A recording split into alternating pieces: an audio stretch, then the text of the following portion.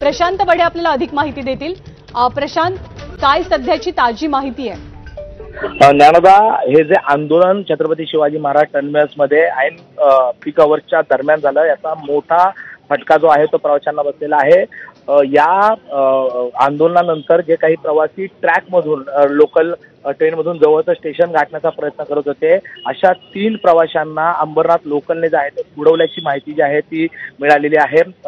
मस्जिद बंदर आणि सँडल्स रोड स्टेशनच्या मध्यावरून हे प्रवासी जे आहेत ते ट्रॅकवरून पुढचं स्टेशन गाठण्याचा प्रयत्न करत होते, मात्र याच दरम्यान अपघात झाला आणि आता जे 3 प्रवासी आहेत त्यांना जे रुग्णालयामध्ये लोहमार्ग पोलिसांनी दाखल केलेलं आहे।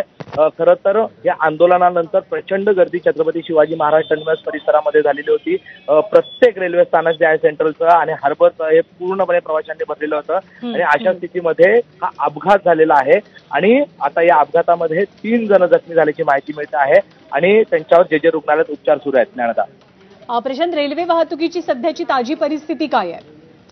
ज्या पद्धतीने आंदोलन तब्बल 1 तासपेक्षा जास्त वेळ चाललं, त्यानंतर जो बॅकलॉग लागला होता, साधारणतः 1 ते 1.5 तास लोकल सेवा मुंबईची जी जीवनवाहिनी आहे ती बंद झाल्यानंतर किती मोठा समस्या निर्माण होते आपण पाहतोच आणि अशा 1 तासभर ही लोकल सेवा ठप्प झाली होती सेंट्रलची आणि त्यामुळे प्रचंड बॅकलॉग अजूनही आहे। प्रचंड रेल्वे स्थानकांमध्ये गर्दी आपल्याला पाहायला मिळते आहे आणि त्यातच आता हा अपघात झाल्यामुळे सेंट्रल मार्गावर पुन्हा याचा देखील मोठा फटका बसण्याची शक्यता आहे। ज्ञानदा, प्रशांत, ताजे अपडेट जाणून घेत राहू, तुर्तास धन्यवाद या माहितीबद्दल।